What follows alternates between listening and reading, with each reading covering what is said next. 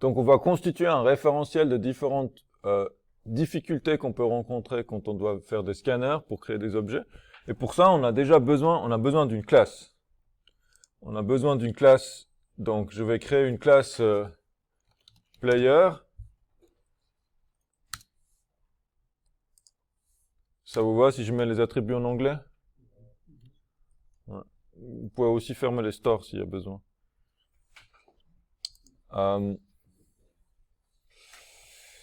Et qu'est-ce qu'on devait mettre comme attribut? On voulait différents types d'attributs. Donc par exemple, je vais lui mettre un name, un nom. Qu'est-ce qu'on va mettre? On va mettre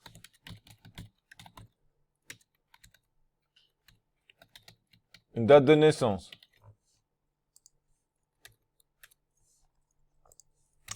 On va mettre c'est forcément un joueur d'échecs, donc on va avoir un ranking ELO, ça s'appelle. Et puis, il va aussi avoir une historique des résultats, on va dire c'est dans un tournoi par exemple, ou juste combien de points ils ont fait chaque partie. Et puis aux échecs, en fait, on a un point pour match nul et 2 points si on gagne, en gros. Et 0 si on perd. Parfois c'est 0, 1 demi et 1, mais ça revient franchement au même. Donc on peut dire que c'est une liste. Et dedans, on met les résultats. Et vous voyez, je mets au pluriel. Je fais attention, parce que c'est une liste, donc je le mets au pluriel. Le nommage, c'est vraiment crucial. Si vous voulez devenir une développeuse, une développeur pro, il faut faire attention au nom que vous mettez dans le programme. Ça fait une grande différence. Ça se voit pas sur des petits programmes, mais plus vos programmes deviennent grands, plus c'est important d'avoir des bons noms, parce que le nom, il raconte ce que fait votre programme. Donc, est-ce qu'il y avait d'autres choses qu'on devait mettre?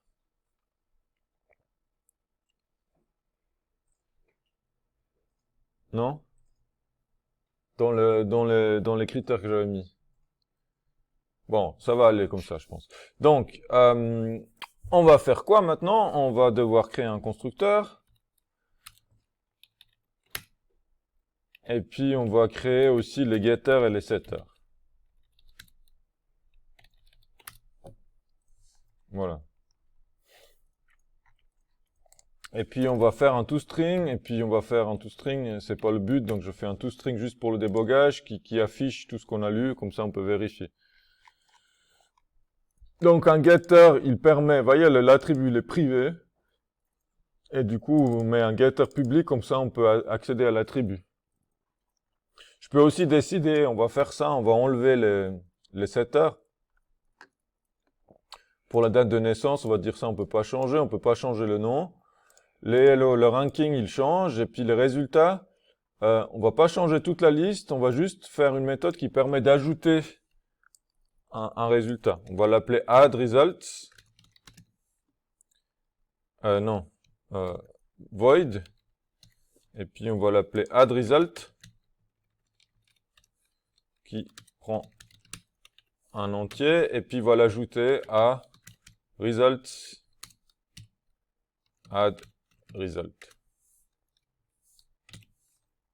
Et quand même un get results, oui, ça il fallait que j'aurais dû laisser.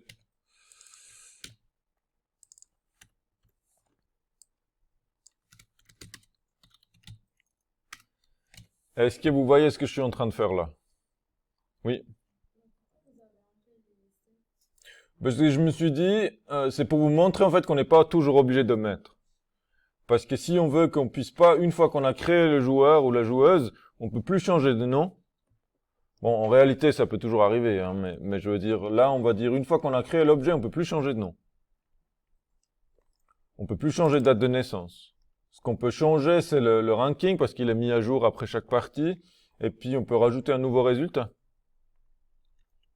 Et je veux pas qu'on puisse effacer tous les résultats, on veut juste en rajouter un au fur et à mesure.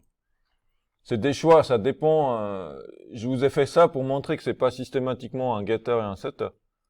Sinon, ça n'a pas beaucoup d'intérêt, en fait. Si on met toujours systématiquement, à un moment donné, on peut se dire pourquoi on fait ça.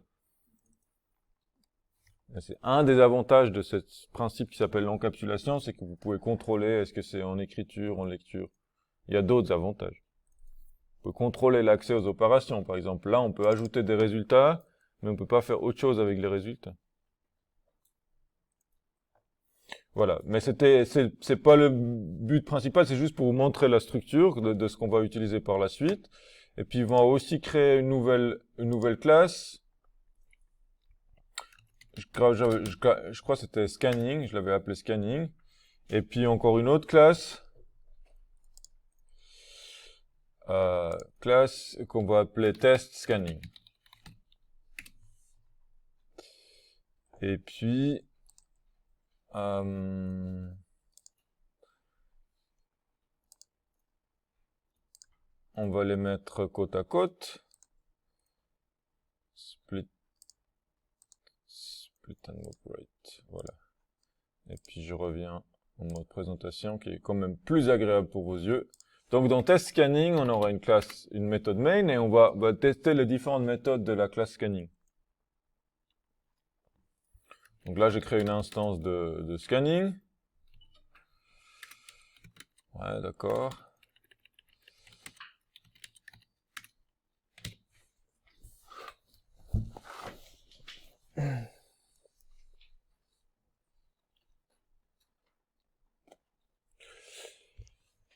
Et puis, scanning, donc, voilà. Et puis après, on va tester différentes choses. Donc, les différents types de scanning qu'on veut tester. Par exemple, là, je vais l'appeler test. C'était quoi la première chose? Le champ optionnel, je crois. Test champ optionnel.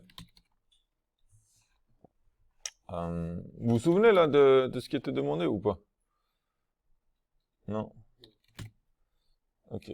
On avait un test de champ optionnel. On va prendre en paramètre l'instance de scanning et puis on va créer la méthode test champ optionnel. Et dedans, on fait quoi? On va faire player p égale new. Non, pas new player. On va faire scanning point lire avec champ optionnel. Et dedans, on va mettre ce qu'on attend sur la ligne. Vous voyez le format de la ligne. Vous voyez ce que je veux dire?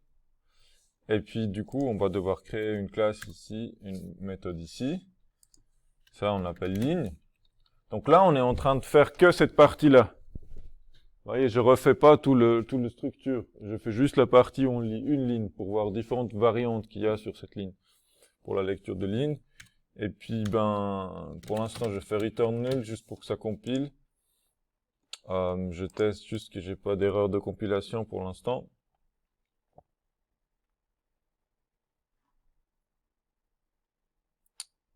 Et voilà.